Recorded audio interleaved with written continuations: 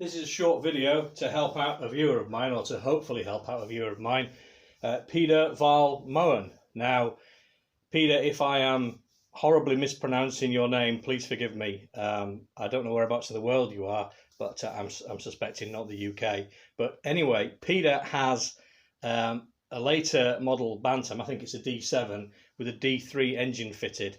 I don't know if that's for capacity limits or just what the bike came with. Anyway, it doesn't really matter. They're pretty interchangeable, aren't they? So anyway, he's got a D3 engine and he's having problems with the clutch and the Kickstarter mechanism. Now, this is my D10 that I did the Yamaha clutch conversion on, so not ideal to demonstrate bits and pieces, but I think we'll get to where we need to be. So I'm just going to zoom in a little bit and we'll have a look at the Kickstarter mechanism. Right, Kickstarter mechanism. Peter's had problems with his Kickstarter shaft, the collar here, or the shoulder if you prefer, rubbing against the casing, and he's had problems with the Kickstarter returning and feeling stiff. I did notice in the photographs that you sent, Peter, that there was a gap here between the end of the splines here and your ratchet. Now, if there's a gap here, then this portion of the shaft will be further outboard, and that's probably accounting for the rub that you're getting on the casing here. So you need to snug up your ratchet on your Kickstarter shaft so that they're harder. Basically, the ratchet is hard up against the splines here, and there's no gap. So that's the first thing I noticed. The other thing I noticed was it appears as though you've got some wear on this portion of the casing here, and this is where the Kickstarter ratchet stops against. So when we kick the engine over, all you can see is my hands. Sorry, let me try that again. When you kick the engine over, basically the ratchet goes away from the stop, and when it comes back, it goes hard up against the stop. Now, if this section of the casing is worn, there's a possibility that your ratchet could be overextending and coming back up here somewhere. If it's riding over this portion of the casing, that will push the whole shaft outboard, and again will cause your collar or your shoulder here to rub against the casing. But I suspect the rubbing that you're getting is because your Kickstarter ratchet isn't all the way up the shaft. But do check that, because if it is riding over here, then you're going to have to sort that out.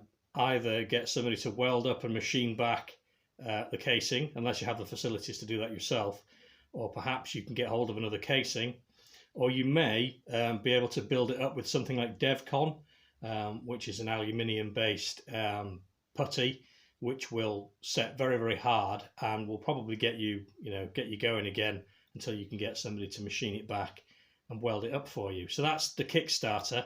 I mean, that's what I noticed on the photographs that you sent. So possible problem here, and yeah, you've got this gap here as well, which you could do with closing up.